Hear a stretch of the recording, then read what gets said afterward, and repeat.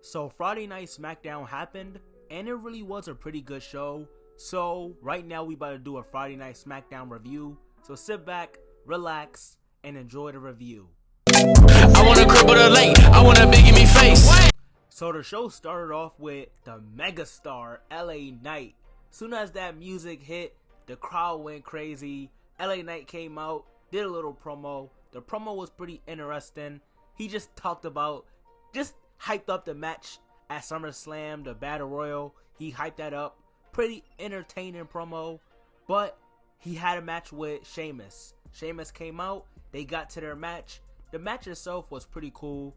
The thing that really made the match even better is when the people that are also going to be a part of Battle Royal, they came out and they was surrounding the ring a bit, and then they started brawling and everything, and that led to LA Knight winning.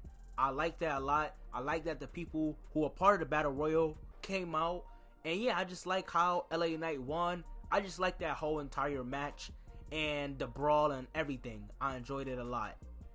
So one of the things that came out of that brawl is that the OC and the Brawling Brutes, they were bickering. So that led to a match between the Good Brothers and Ridge and Butch. So they had a tag match, right?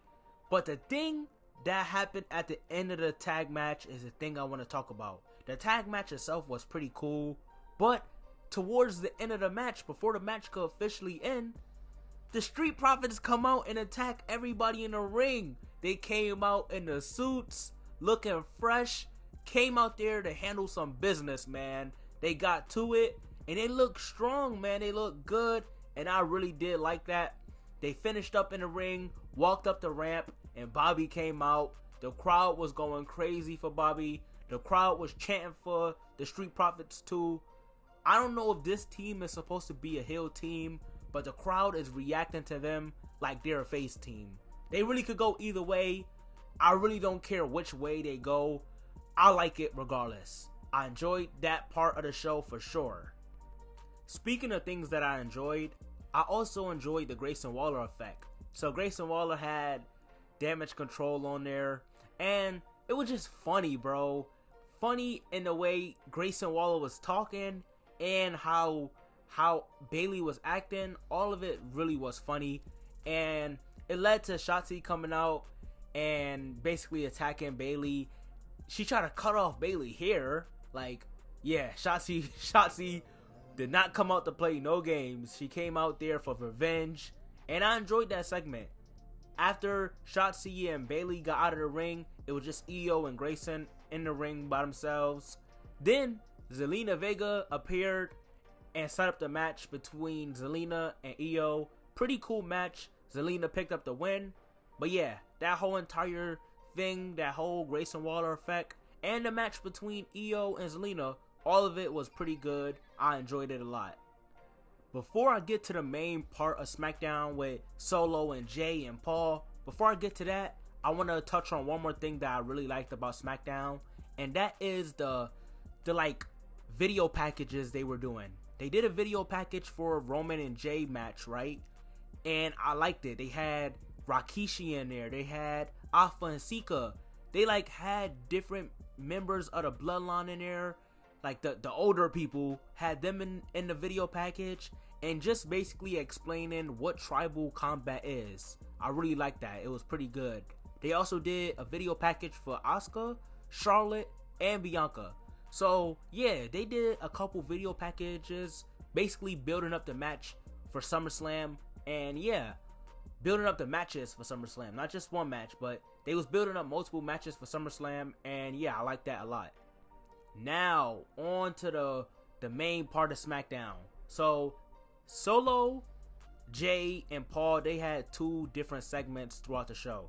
So the first segment, Paul Heyman was explaining what tribal combat is. Jay came out, talking his talk, saying that he gonna win at SummerSlam. Solo came out, right?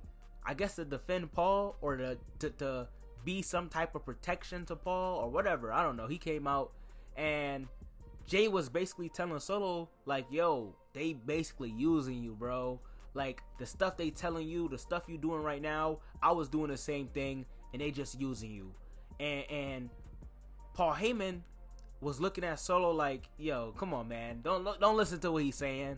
And Solo looked at Paul and told him to get out of the ring.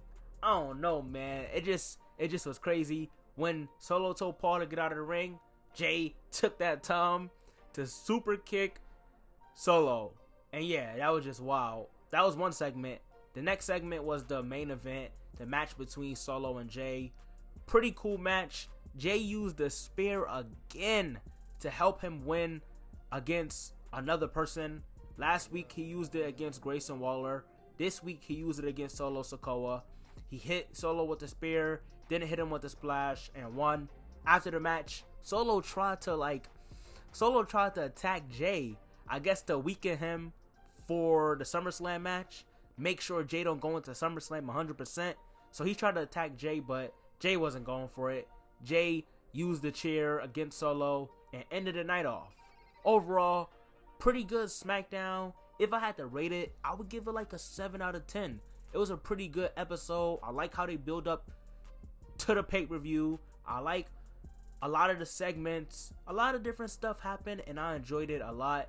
So yeah, let me know what y'all think about SmackDown. I enjoyed it. Let me know what y'all think in the comments. Also, comment any type of video suggestions you guys have.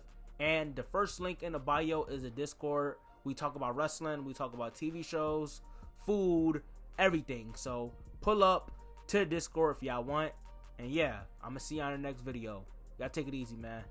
Peace.